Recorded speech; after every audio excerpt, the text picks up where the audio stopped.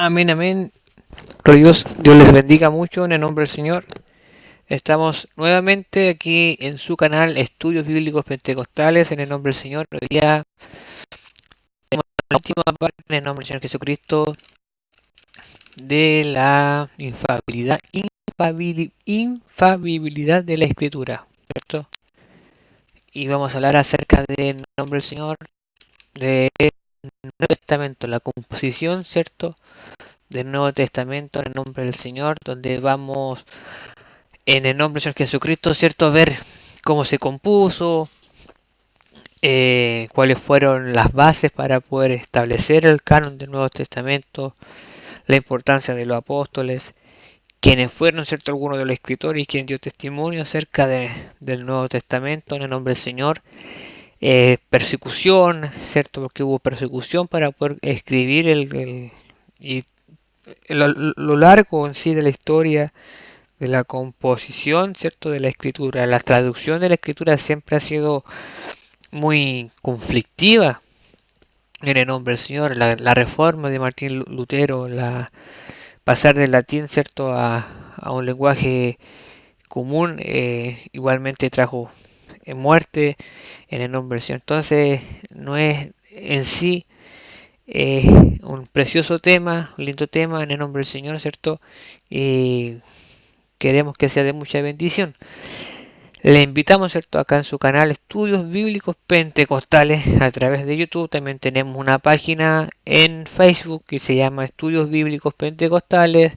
Tenemos una librería virtual donde se llama Librería Virtual, ¿cierto? Estudios Bíblicos Pentecostales, donde tenemos material en PDF a disposición gratuita para la hermandad en el nombre del Señor. Y también tenemos un programa radial que se llama Luz en medio de las tinieblas. Así que dejamos cordialmente invitados a todos nuestros hermanitos que nos escuchen en distintos lugares, ¿cierto? En el nombre del Señor, porque estamos a través de YouTube, estamos haciendo y realizando estudios bíblicos en el nombre del Señor. Tenemos una librería virtual, tenemos una página en Facebook donde hacemos los programas radiales.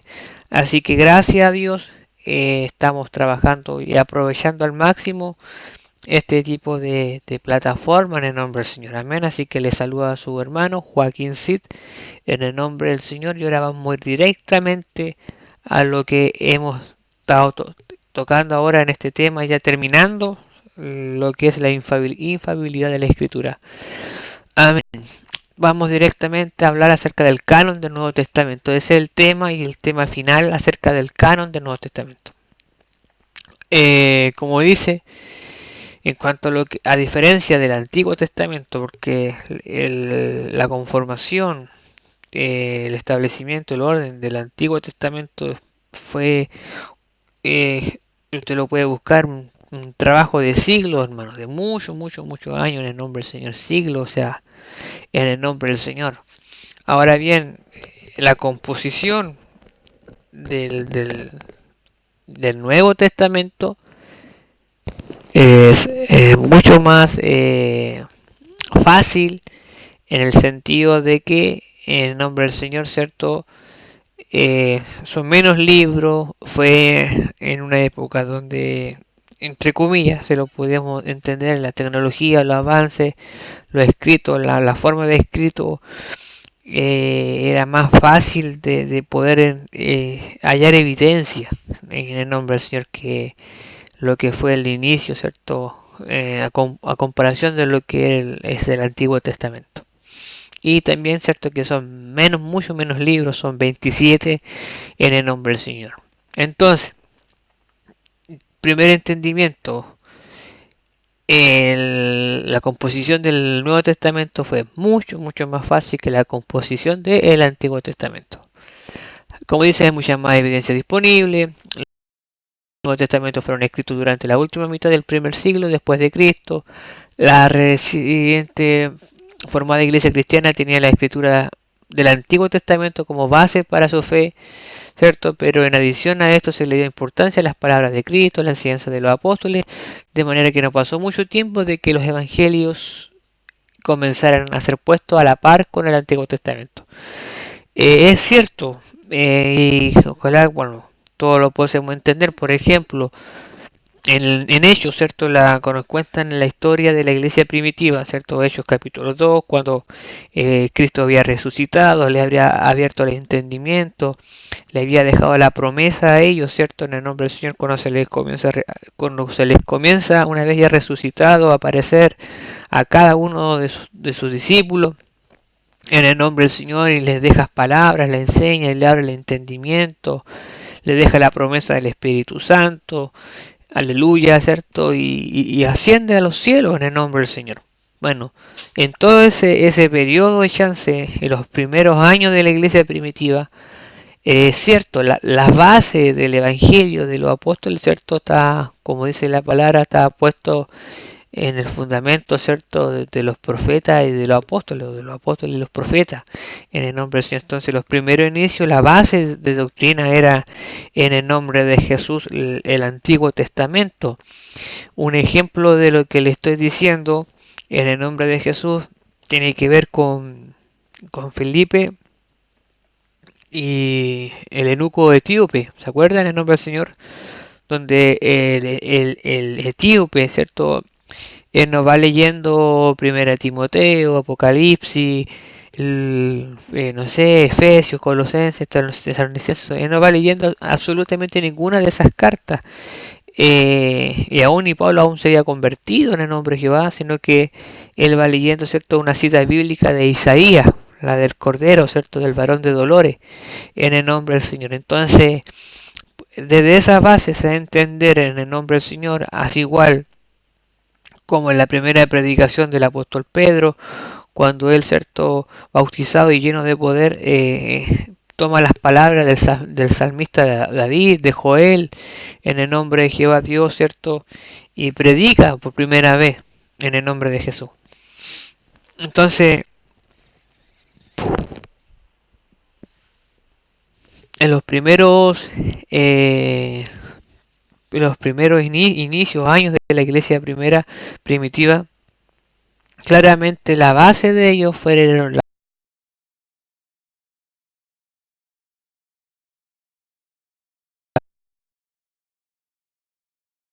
Jesucristo mismo había dado a ellos como apóstoles, ¿cierto? Y como discípulos. Posteriormente revelación y propias enseñanzas, ¿cierto? Fueron apareciendo, y eso es la importancia del por qué es tan importante la labor de los apóstoles, porque en el nombre del Señor ellos tienen esa autoridad bíblica, ¿cierto? De poder por voluntad de Dios, ¿cierto?, a extender, añadir, ¿cierto?, lo necesario para la iglesia, que esto tienen diferencias, ¿cierto?, a lo que es el,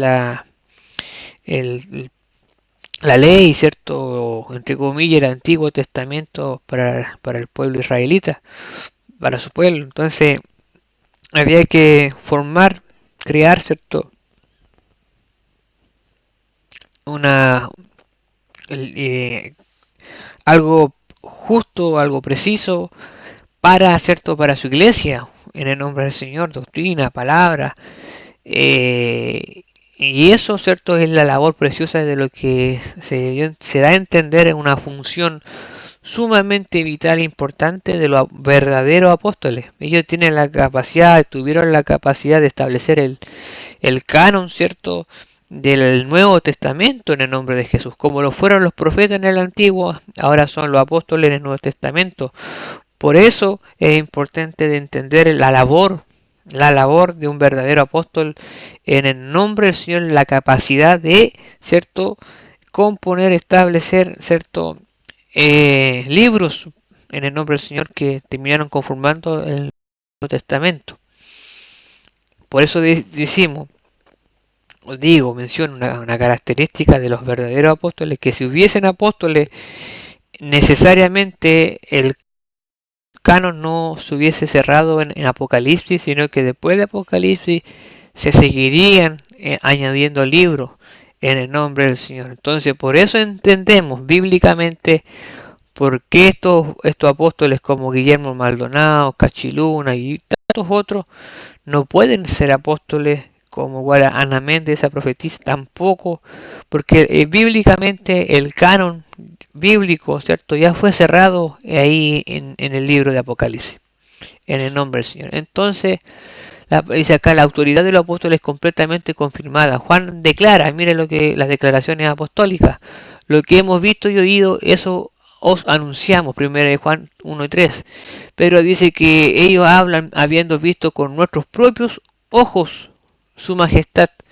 Segunda de Pedro capítulo 1 versículo 6. Y de los primeros creyentes leemos y perseveraban en la doctrina de los apóstoles. Entonces podemos ver bíblicamente en el nombre del Señor que Juan, apóstol Pedro, perdón, y cierto, y como dice que perseveran en la doctrina de los apóstoles, que la palabra de los apóstoles era sumamente confirmada, era recibida, era sumamente aceptada en el nombre de Jehová Dios por la comunidad y por la primera iglesia en el nombre del Señor.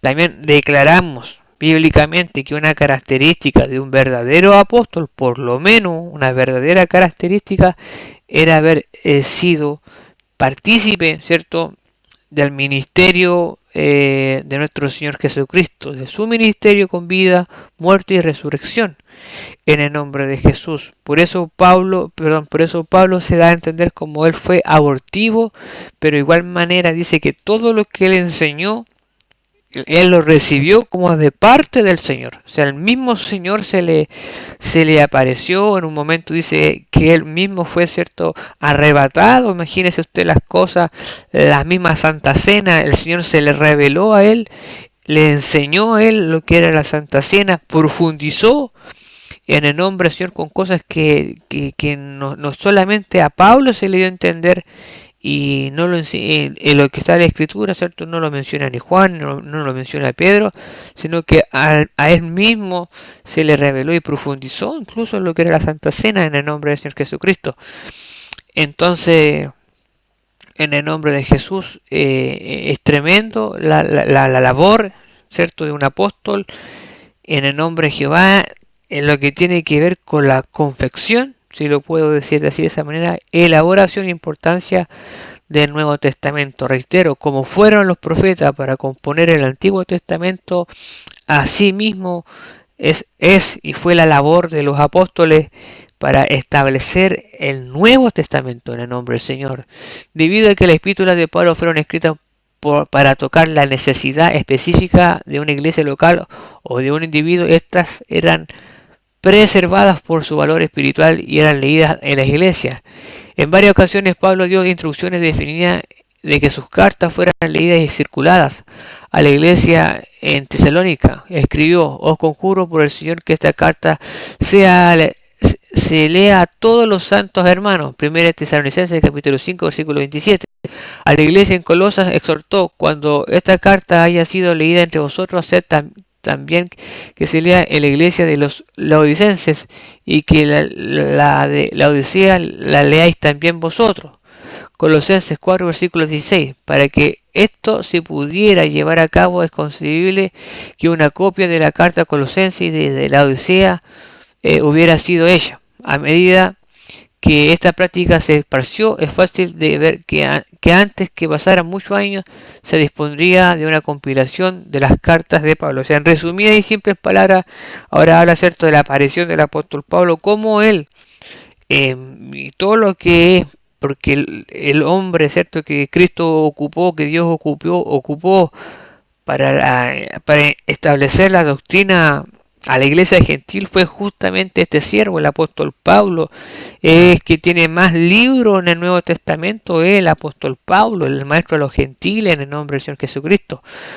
Y este hombre estableció y compuso cartas, ¿cierto?, tocando temas específicos para cada iglesia, y eso es justamente otra labor apostólica que él, ¿cierto?, podía hacer. Imagínense usted, tremenda responsabilidad y confianza que Dios tenía en estos siervos, hablando específicamente en el apóstol Pablo, de que se presentaban necesidades específicas en la iglesia, la Odisea, Tesalonicense, Colosa, Efesio, en el nombre del Señor, ¿cierto?, en Galacia, etcétera, en Roma. Y el apóstol Pablo, a través de la ayuda, ¿cierto?, de Cristo, por mediante el Espíritu Santo, él podía establecer, conformar, ¿cierto?, una carta en el nombre de Jehová, a tal manera que era tan exclusiva, tan importante, tan determinante, de que esa carta, en el nombre del Señor, iba a traer instrucciones, iba a traer mandamientos, iba a traer, cierto, edificación, corrección en el nombre de Jehová. Y él pedía que esas cartas, comenzasen a circular entre esas iglesias, esas localidades en el nombre del Señor. Entonces podemos entender cuán importante era la labor apostólica, en el nombre del Señor, para poder establecer la confección, cierto, de cartas, en ayuda, en, en dirección, en esclarecimiento, si me puedo, entender, ¿cierto? Y también en recobrar, ¿cierto? Animar a la fe a los hermanos, porque muchas veces estas localidades eran atacadas en el nombre del Señor, aparte de la persecución que ellos vivían, como cristianos, eran atacados por falsos maestros, movimientos, agnósticos, ¿cierto? Aparte de los movimientos de los fariseos, de la ley, ¿cierto? El judaísmo, eran fuertemente atacados. Entonces, muchas veces, fue necesario que el apóstol Pablo escribiese cartas, eh, animando a los hermanos en la fe a perseverar en la doctrina de Cristo. Entonces, ese era no era solamente escribir, sino que tenía que tener un contenido, un sustento, un peso espiritual, para poder traer consuelo a las iglesias conforme a cada situación que ellos vivían, cada localidad vivía. Entonces tenía que haber algo muy especial en estas escrituras reveladas, ¿cierto?, inspiradas por el Espíritu de Dios, para que al momento de que llegasen a la congregación, esa carta inspirada por Dios, ¿cierto? Inspirada por el Espíritu de Dios, trajese y diese sostén a esa iglesia, a esas localidades. Esa era una función sumamente importante de los apóstoles en el nombre del Señor Jesucristo. Entonces, por eso entendemos y le damos tanto valor a las cartas establecidas por los apóstoles. ¿Me entiende? Porque eran cartas inspiradas por Dios, que iban a tener un sostén doctrinal, espiritual, ¿cierto? Para el ánimo de la fe de cada creyente hasta el día de hoy, en el nombre del Señor Jesucristo. Cosa que solamente por eso entendemos, ¿cierto?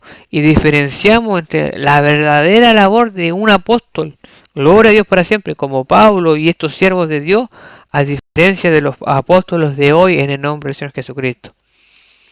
Otro punto más, el Nuevo Testamento sugiere una distribución bastante amplia de estas escrituras. A Juan se le indicó: escribe un libro, ¿cierto? Escribe en un libro lo que ves y envíalo a las 7 iglesias que están en Asia. Santiago se dirigió a las 12 tribus que están en la dispersión, Santiago 1.1. La primera epístola de Pedro fue escrita a los expatriados en la dispersión en el Ponto, Galicia, Capadocia, Asia y Bitinia. Primera de Pedro 1.1. Y se ha sugerido la posibilidad de la existencia de una compilación temprana de un canon del Nuevo Testamento que se reconocería conjuntamente con la escritura del Antiguo Testamento. O sea, imagínese usted que la amplitud, ¿cierto?, de lo que era, vamos entendiendo y meditando en lo que es este estudio, ¿cierto?, la amplitud de lo que era antes, en el nombre del Señor, ¿cierto?, las cartas, como las cartas que estos apóstoles escribían, era tan sumamente vital e importante que hasta el mismo Dios le dice al apóstol Juan, ¿cierto?, con la revelación del Apocalipsis, que estas cartas tenían que ser enviadas a las 7 iglesias que están en Asia Menor. Tenían que correr, tenían que moverse, gloria a Dios para siempre. Estas cartas, sí o sí, lo que Juan había recibido, tenían que llegar a estas 7 iglesias en el nombre del Señor Jesucristo. Lo mismo que hace Santiago, lo mismo que hace Pedro, y que en diferentes regiones, en diferentes localidades, esa palabra tenía que correr. Esas cartas que ellos habían establecido en el nombre de Jesús, mediante la inspiración del Espíritu Santo, tenían que llegar a otras localidades, tenían que llegar a otros lugares en el nombre del Señor. Mire qué cosa más precioso, más preciosa en el nombre de Jehová, qué importante es que esta palabra corra, fluya y se vaya a otros lugares. Gloria a Dios para siempre. Y esto justamente fue una, reiteramos, ¿cierto? Una labor apostólica. Hoy día yo solamente predico lo que ya está establecido en la Escritura. Yo no le puedo y no le podemos y nadie que se sostenga en la sana doctrina, ¿cierto? En el nombre del Señor Jesucristo puede añadirle algo a esta Escritura. Nadie puede en el nombre del Señor predicar otro evangelio. Y el evangelio ya fue establecido, ya fue escrito y nosotros predicamos, y cierto, y nos sometemos a lo que ya fue establecido a través de estos siervos en el nombre del Señor Jesucristo. También si tener entendido que la paciencia de nuestro Señor es para salvación, ¿cierto? Como también nuestro amado hermano Pablo, según la sabiduría que se le ha sido o ha escrito casi en sus epístolas, hablando en ellas desde estas cosas, entre las cuales hay algunas cosas difíciles de entender, en las cuales los indoctos inconstantes tuercen, como también las otras escrituras para su propia perdición. Imagínese usted que el mismo apóstol Pedro estaba enterado, sabía, tenía total conocimiento en el nombre de Jesús de las epístolas que el apóstol Pablo había realizado. Entonces había un pleno contacto entre los apóstoles en el nombre del Señor, de aceptación, de reconocimiento. Aleluya, gloria a Dios para siempre, en el establecimiento y en la conformación de las epístolas, de las cartas. Pedro sabía de las cartas de Pablo y las había leído. Y aún el mismo Pedro a veces entendía que había cosas difíciles de entender. Imagínense usted, hermano, qué cosas más preciosas, pero damos a entender que de una forma cuando vienen en el nombre de Jesús, ¿cierto? Todos estos hombres que dicen, ¿por qué nos estableció esta carta? Pero si el mismo apóstol Pablo, perdón, el mismo apóstol Pedro reconoce las cartas paulinas, el mismo Cristo manda al apóstol Juan, ¿cierto?, a escribir estas cartas, ese Apocalipsis, y que tenía que compartirlo a 7 iglesias más. El mismo apóstol Pablo, el mismo Santiago, ellos escriben a diferentes localidades en el nombre de Jesús. Y entonces entendemos que esa era una función de parte del Señor, la composición de las cartas, ¿cierto?, conforme a la necesidad específica de cada localidad, la propagación de esta, ¿cierto? Y también por último podemos ver la aceptación y el pleno conocimiento entre apóstoles, como en el caso del apóstol Pedro, que menciona que conoce y sabe de las epístolas establecidas y formadas por el apóstol Pablo, en el nombre del Señor. Durante los primeros años del siglo II comenzó a hacerse sentir el efecto de los patriarcas eclesiásticos. Este otro momento. Estos eran talentosos alumnos, maestros y dirigentes de la iglesia. En sus cartas a estas nuevas iglesias, ellos citaron continuamente los libros que llegarían a ser el canon del Nuevo Testamento. Esto que decir, por ejemplo, aquí estamos hablando de otro periodo, ¿cierto?, que fue después de los apóstoles. Amén. Primeramente entendemos el establecimiento, la composición, la dirección, la autoridad, la responsabilidad, ¿cierto?, el respaldo de Dios para establecer, ¿cierto?, a través de los apóstoles el canon del Nuevo Testamento. Entendimos la capacidad de propagación, entendimos la importancia y el conocimiento de los mismos apóstoles entre sí, ¿cierto?, en la conformación de su... Aleluya, gloria a Dios para siempre. Pasó... una vez ya muertos, ¿cierto?, estos apóstoles, hubo otro grupo, ¿cierto?, de discípulos en el nombre de, como entre comillas, patriarcas, o como también se le conoce, entre comillas, padres apostólicos, en los cuales ellos citaban, no añadieron, sino que ellos citaban constantemente estos libros y la enseñanza de estos santos evangelios. En el nombre del Señor. Dice, en sus cartas a estas nuevas iglesias, ellos citaron continuamente de los libros que llegarían a ser el canon del Nuevo Testamento. Estas cartas llevaban un testimonio distinguido del valor del libro, del cual citaban, ubicándolos por encima de sus propias palabras. Otro punto, por extraño que parezca, el agnóstico Marción, en el 1040 después de Cristo, un hereje, fue usado para inspirar el reconocimiento de algunos de los libros del Nuevo Testamento, particularmente la epístola de Pablo. Marción, que fue un hereje, en el nombre del Señor usted lo puede buscar y indagar acerca de él, cumplió su propio canon, compiló su propio canon, es decir, él creó un propio libro del Nuevo Testamento que incluía el Evangelio de según San Lucas y 10 de las epístolas paulinas. Marción rechazó epístolas pastorales, tales como Hebreos, Marcos, Juan, Hechos, los epístolas generales, Apocalipsis.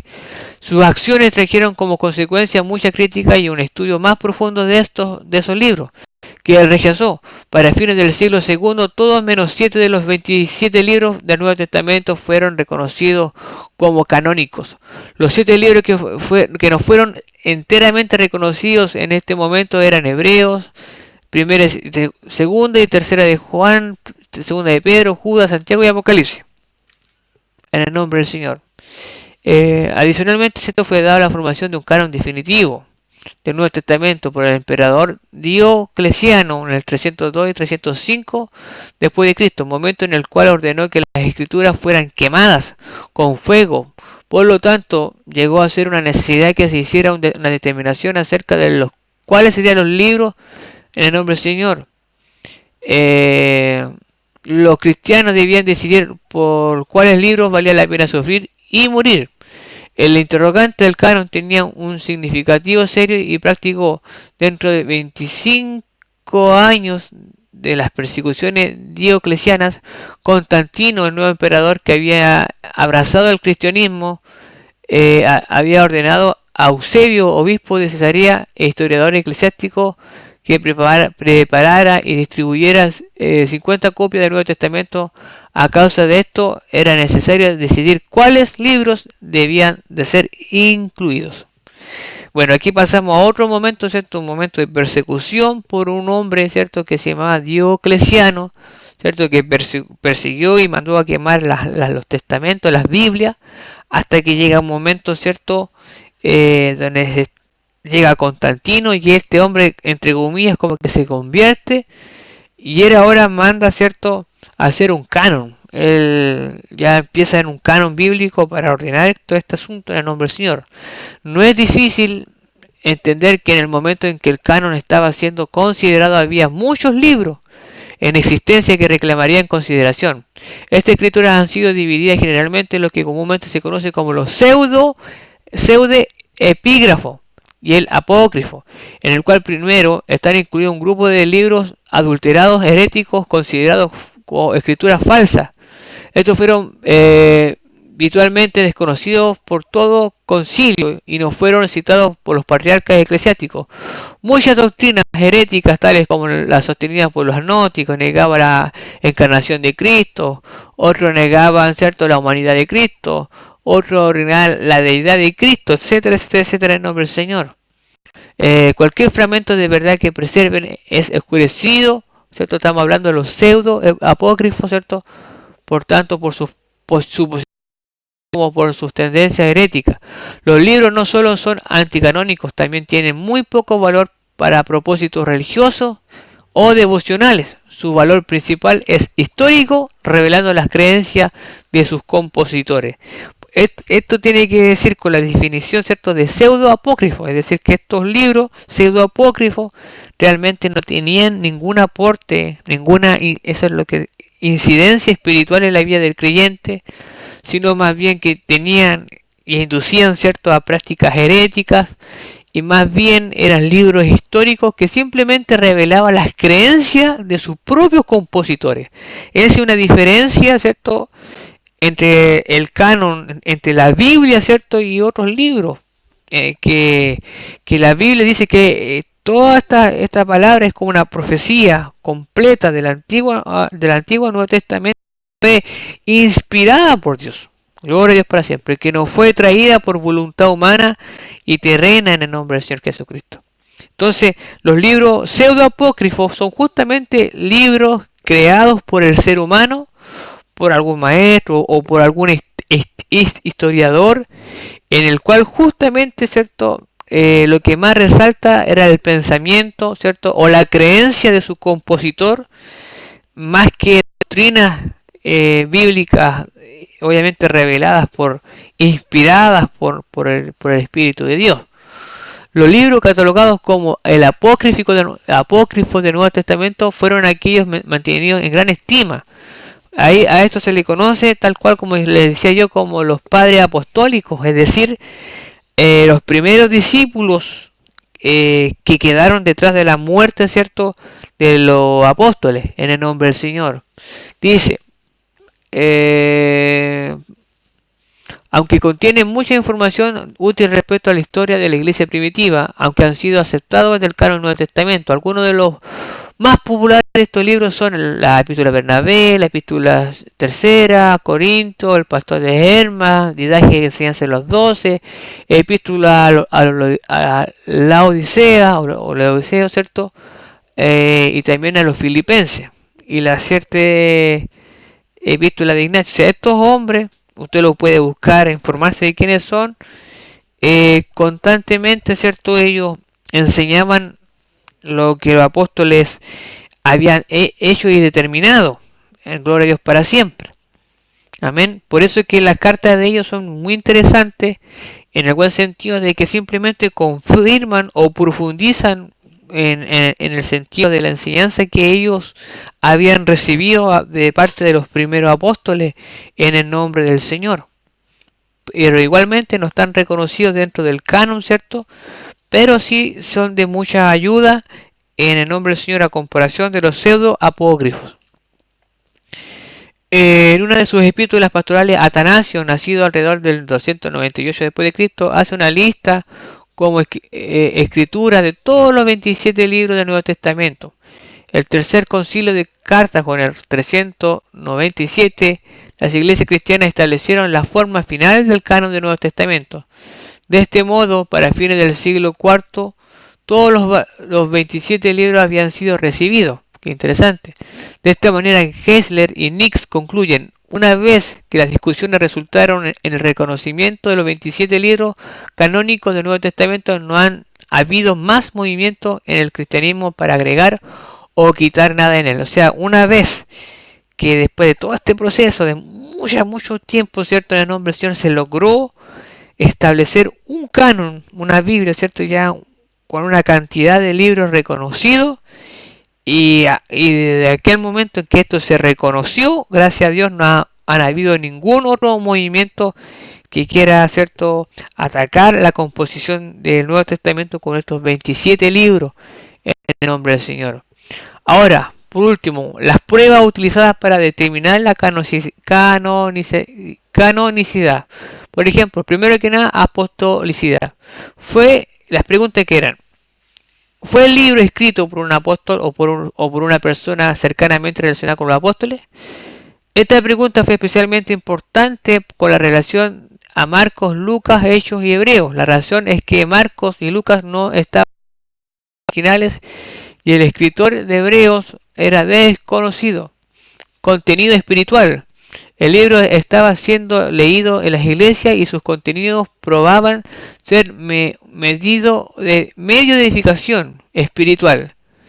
Este era una prueba muy práctica. O sea, lo importante del libro era el contenido. ¿Entiende? Que ese contenido sea de edificación. No podía tener una contradicción, sino una consecuencia, una línea progresiva, ¿cierto?, y complementaria entre enseñanzas y enseñanzas, aunque habían sido de diferentes apóstoles, en el nombre del Señor tenían que tener una concordancia, un complemento, una progresión, ¿cierto?, de doctrina y enseñanza en el nombre del Señor. Tenía que tener una edificación espiritual en el nombre de Jesús. Otro punto que se tocó fue la veracidad doctrinal.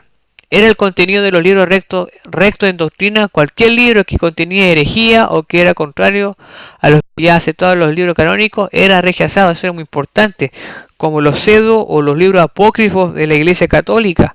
Esos 14 libros que tienen y contienen enseñanza, que no hay una concordancia, ¿cierto?, entre los libros, estos 60 y 66 libros que componen las escrituras.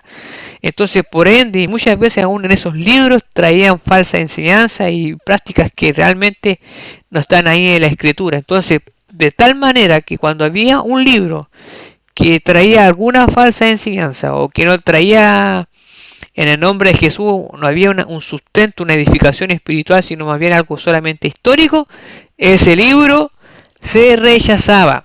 Utilidad. Era el libro reconocido universalmente en la iglesia y era ampliamente visitado por los padres de la iglesia. Eso fue otro punto. O sea, que esos libros que en el nombre de Jehová, entre comillas, ya habían, porque entendemos que un comportamiento de la iglesia era que las cartas, aún entre los mismos apóstoles, entre ellos tenían que comenzar a circular. Tenían ellos que tener un conocimiento acerca de lo que estaba sucediendo doctrinalmente y bíblicamente entre los mismos apóstoles, entre la iglesia y las localidades. Habían cartas que pasaban de región en región y de zona en zona, y entre apóstoles ellos mismos tenían conocimiento de lo que uno instruía y enseñaba en el nombre del Señor. Entonces, eso era muy importante en el nombre de la utilidad, en el nombre del Señor. Y por último, ¿cierto? Y lo más importante, la inspiración divina. Daba verdadera evidencia de inspiración divina. Esta era la prueba fundamental.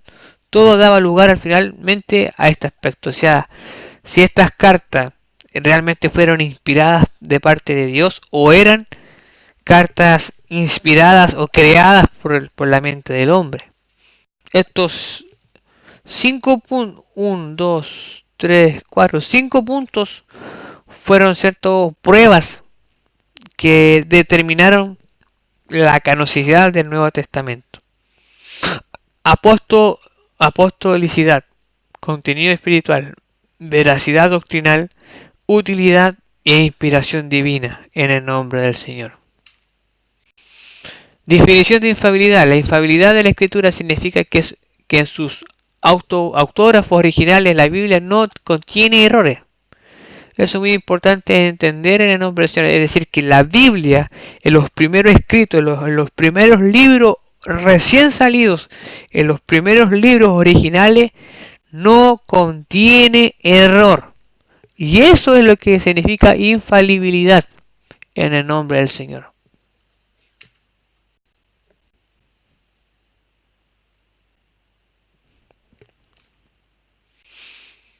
¿De dónde viene esta doctrina de la y eso es lo muy importante para nosotros entender y tener la paz?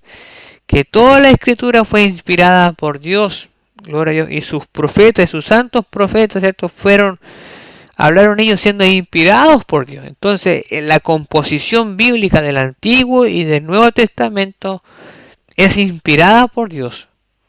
Nunca fue traída por voluntad humana, aún todo lo que está escrito en ella tuvo una inspiración, una revelación, ¿cierto? Tuvo un hacedor, y ese fue nuestro Dios a través de su Santo Espíritu, nuestro Señor Jesucristo. Aleluya, gloria a Dios para siempre. ¿De dónde viene esta doctrina de infalibilidad? Viene de las escrituras mismas. Ellas declaran ser inspiradas por Dios. Todo es inspirado por Dios, porque nunca la profecía fue traída por voluntad humana, sino que los santos hombres de Dios hablaron siendo inspirados por el Espíritu Santo. O sea, la misma escritura establece y nos revela que la escritura, toda la escritura por los profetas y por los apóstoles, fue inspirada a través de nuestro Señor, ¿cierto? Por su Santo Espíritu. Fue creada, fue forjada con Espíritu de Dios en el nombre de Jehová. Y sus hombres, sus instrumentos, sus apóstoles fueron inspirados, aleluya, a través del Santo Espíritu para poder, ¿cierto? Forjar, crear, desarrollar estos 27 libros del Nuevo Testamento en el nombre del Señor. Tremendo, hermano. Tremendo en el nombre del Señor. Escritores del Antiguo Testamento. Los escritores del Antiguo Testamento son sumamente explícitos en declarar que está hablando palabra de Dios. Ellos dicen 3808 veces estar transmitiendo las exactas palabras de Dios. Moisés declaró: no añadiréis a las palabras que yo he mandado, ni disminuiréis de ellas. El salmista clamó, la ley de Jehová es perfecta y el testimonio de Jehová es fiel. Samuel declaró que el Espíritu de Jehová ha hablado por mí y su palabra ha estado en mi lengua. Gloria a Dios para siempre. Es decir, en el nombre de Jehová, que nosotros podemos entender que los profetas hablaban, cuando muchas veces dice, y vino palabra Jehová a mí diciendo. Ellos hablaban con una autoridad tremenda, los profetas del Antiguo Testamento. Ellos decían, Jehová Dios habló, me habló, y habló Jehová diciendo. ¿Me entiendes? O sea, lo que ellos tenían, lo que ellos, Dios les revelaba, lo que Dios, como Dios los tomaba a ellos, a los profetas del Antiguo Testamento era algo sumamente específico y particular, y ellos mismos, en las mismas escrituras, está registrado como Jehová les mandaba hablar en el nombre del Señor, y que no eran ellos. Los escritores del Nuevo Testamento. Los escritores del Nuevo Testamento también testifican del hecho de que era Dios quien hablaba en el Antiguo Testamento. En el Evangelio dice, todo esto aconteció de que se cumpliese lo dicho por el Señor, por medio del profeta, como habló por boca de sus santos profetas que fueron desde el principio, porque el mismo David dijo por el Espíritu Santo. En las epístolas, los apóstoles también dieron su testimonio de la perfección de las escrituras del Antiguo Testamento. Pablo dijo de la ley que era santa y dice que era santo, justo y bueno. Romanos 7:12. El escritor de Hebreos consideraba a la palabra de Dios como viva y eficaz, llegando aún juzgar hasta nuestros sentimientos y más profundos pensamientos. Hebreos 4:12. Santiago describe la palabra como la ley perfecta y la libertad y de la libertad. Santiago 1:25, 22 al 25. Él consideró su completa autoridad cuando produjo esta advertencia. ¿O que pensáis que la escritura dice en vano? Juan trae a un cierre la revelación escrita con estas palabras. Claro. Por ejemplo, lo que vamos a leer ahora es como lo que yo reitero, la confirmación de que el último apóstol y el último libro en escribirse fue, ¿cierto?, el libro del Apocalipsis. Ahí se cierra totalmente, doctrinalmente, se cierra el establecimiento de todo nuevo libro. El último profeta, el último apóstol en morir fue el apóstol Juan. Y justamente él es el que cierra el canon del Nuevo Testamento. Dice, yo testifico a todo aquel que oye las palabras de la profecía de este libro. Si alguno añadiere de estas cosas, Dios traerá sobre él las plagas que están escritas en este libro. Y si alguno quitare las palabras del libro de esta profecía, Dios quitará su parte del libro de la vida y de la santa ciudad y de las cosas que están escritas en este libro. O sea, es tan determinante, es tan importante no añadirle y no quitarle, porque si uno le hace, ¿cierto?, viene en juicio de parte de Dios en el nombre de nuestro amado Señor Jesucristo sobre nuestras vidas. De este modo, hacia el comienzo, ¿cierto?, Deuteronomio capítulo 4, 2, 12 y 32, en el medio, ¿cierto?, Proverbios, y al final de la escritura, Apocalipsis, Dios previene acerca de alterar su palabra, ya sea agregando o quitando su mensaje. Reiteramos, desde el principio, desde Génesis, ¿cierto?, entre medio, en el periodo de los reyes, ¿cierto?, en el nombre de Jehová Dios, y al final, en Apocalipsis, Dios prohíbe, Dios advierte, ¿cierto?, de aquellos que quieran quitar o añadir, ¿cierto?, algún libro o algunas letras de estas profecías en el nombre del Señor. Ahora bien, ¿quién más dio testimonio acerca de esto? Nuestro mismo Señor dio testimonio. Por ejemplo, Cristo confirmó específicamente todo el Antiguo Testamento. Él no encontró ni un solo error, ni una inconsistencia con él. Continuamente basó sus argumentos y exhortaciones en él. Por ejemplo, él declaró, ni una jota ni una tilde pasará de la ley hasta que todo se haya cumplido. Discutiendo solo una palabra con los judíos, él dijo, la escritura no puede ser quebrantada. Jesús dijo, estas son las palabras que os hablé estando aún con vosotros.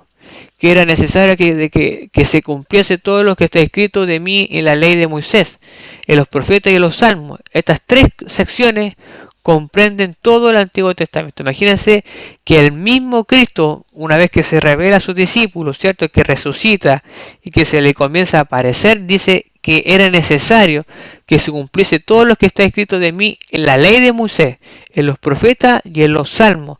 O sea, el mismo Cristo está avalando totalmente la composición desde el principio, ¿cierto?, hasta los salmos. Aleluya, ahí en todo ese recorrido, ¿cierto?, hay profecías de parte de Dios que hablan acerca de él. Otro punto más, Jesús se refirió a muchas personas y eventos del Antiguo Testamento y de esa manera atestiguó de la autenticidad y la autoridad del Antiguo Testamento. Es interesante notar que en la siguiente lista Jesús puso su sello de aprobación sobre algunos de los más cuestionados eventos y milagros del Antiguo Testamento. Él aprobó el relato de lo siguiente: la creación, el matrimonio, el diluvio, la destrucción de Sodoma y Gomorra, la destrucción de Tiro y Sidón, la circuncisión, la Pascua, la ley, los mandamientos, el hecho de la zarza ardiente, el símbolo de Jonás y el gran pez, el arrepentimiento de Nínive, la gloria de Salomón. O sea, todas estas cosas en el nombre del Señor, aleluya, Cristo, ¿cierto?, las confirmó en el nombre del Señor, hablando acerca del Antiguo Testamento. Jesucristo mismo, ¿cierto?, dio testimonio de la Escritura, la sabiduría de Salomón, la fiesta de los tabernáculos, ¿cierto?, la misión del Mesías, la misión de Juan, la misión de Elías, Daniel y su gran profecía. O sea, el mismo Cristo avala, ¿cierto?, y menciona estos autores del Antiguo Testamento, reconfirmando la autenticidad, ¿cierto?, del Antiguo Testamento, en el nombre de nuestro amado Señor Jesucristo. El mismo Cristo confirma a Salomón la fiesta de los tabernáculos, los panes sin levadura, ¿cierto? Todas estas cosas en el nombre del Señor, el mismo Cristo las confirmó de buena manera. Entonces, en el nombre del Señor, nosotros queremos poder ser de mucha bendición y hacerle y haber podido, ¿cierto?, haberle ayudado a entender la composición del Nuevo Testamento, que el mismo Cristo avala él, ¿cierto?, la composición tanto del Antiguo como del Nuevo Testamento, que en el nombre de Jehová el establecimiento del canon del Nuevo Testamento hubieron varios procesos, ¿cierto?, en el nombre de Jehová, en los cuales tenemos ahí una lista de 5 puntos en los cuales se decidieron para poder forjar ya un solo, como dice, canon bíblico, ¿cierto?, en el nombre de Jehová, que se estableció por estos 27 libros, en el nombre del Señor.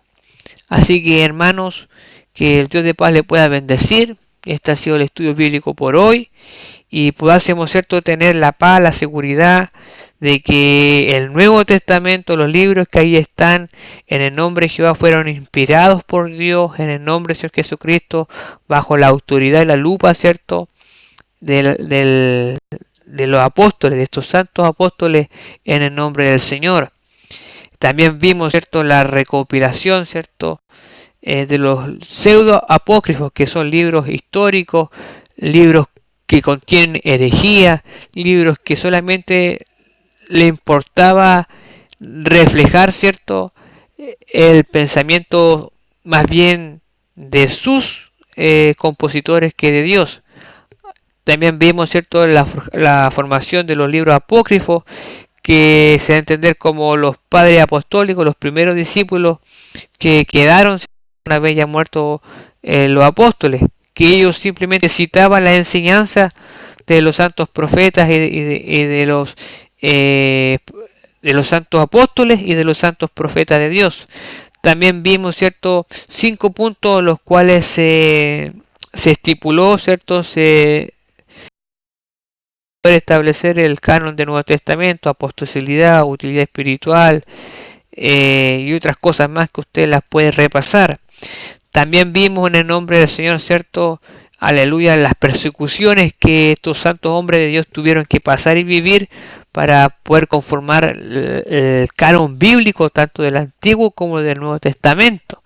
También vemos, ¿cierto?, que los apóstoles, ¿cierto?, en el nombre del Señor, ellos estaban bíblicamente, la misma palabra lo refiere, ¿cierto?, que la iglesia primera perseveraba en la doctrina de los apóstoles, que muchos de estos escritos que ellos establecieron tenían como deber y función recorrer todas las localidades, ¿cierto?, en el nombre del Señor. Y en ese mismo recorrido, los mismos apóstoles, como el apóstol Pablo con el apóstol Pedro, tenían conocimiento entre sus epístolas y la confirmación de estas.